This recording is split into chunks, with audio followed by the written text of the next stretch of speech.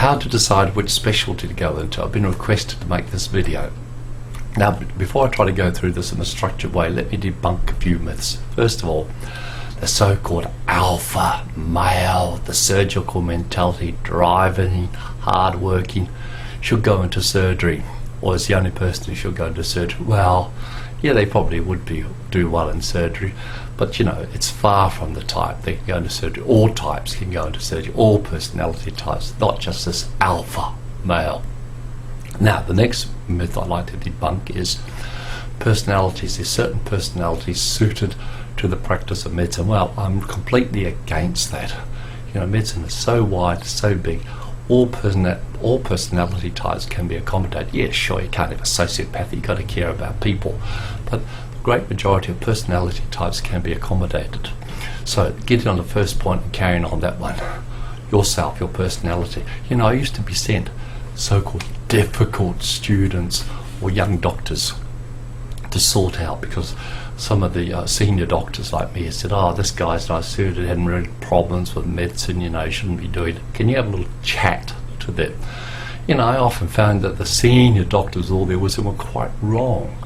You know, the young guy, he's just a bit odd, bit of a different personality, maybe quiet, introspective type. Sometimes I used to say, yeah, the problem with that guy is he's a genius and you're a dumbass and you can't understand him.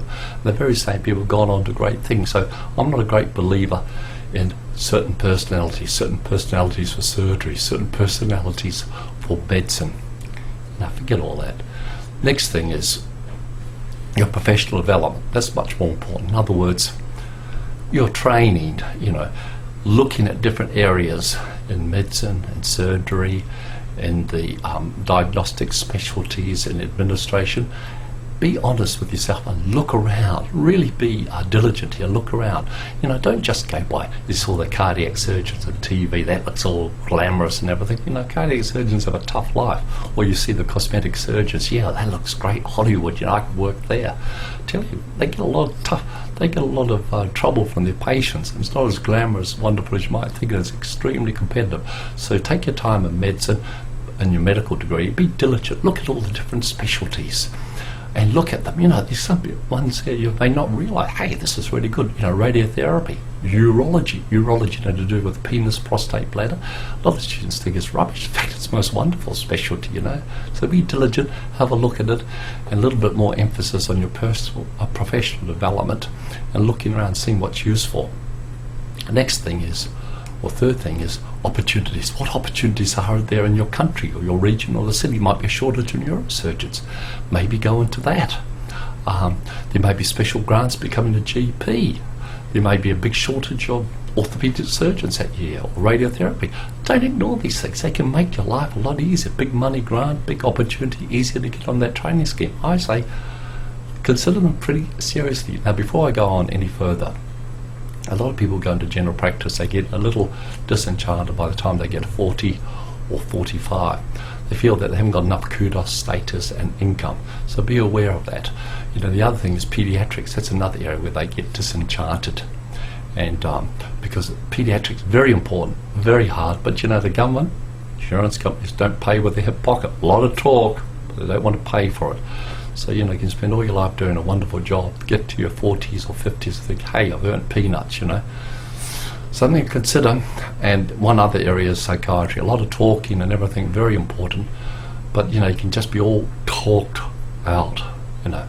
So, look for areas in your own city where you live. You know, you've got to look around where you're living, you know, because that's where you're living. You know, you can't sort of speculate what's going to happen in the future. That may open up particular opportunities for you and make your life a lot easier, which specialty you go into.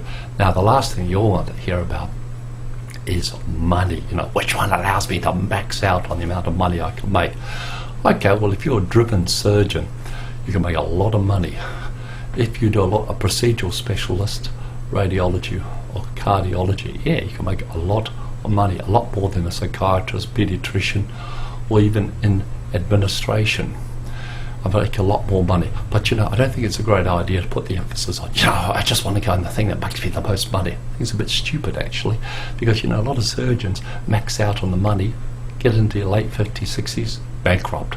you're going to be earning a high income anyhow. It's much more important to have good financial management of the pretty high income you've got. And that takes side of it. So money should not be the primary consideration in the surgical or the specialty area that you're going into. Now, one other myth I want to debunk also is that if you want to be a surgeon, you've got to be good with your hands, Well, I'm against that. You can always learn to use your hands. You can be trained to use your hands. If you're particularly good with your hands, building boats and extension on your house and all this sort of thing, you'll probably do pretty well in the surgery or other procedural specialty, but it's not an absolute requirement. If you want to be a surgeon, you're desperate to be a surgeon, be a surgeon. Learn your hand skills. Okay, so I really hope that helps you, and I think the most important thing is not the personality, it's more the diligence and looking around, seeing what's available. You may come across a strong personality that influences you in that area, but really be diligent, look around what's required in your community, because they'll open up opportunities for you. And please don't put the buck first, put the patient first.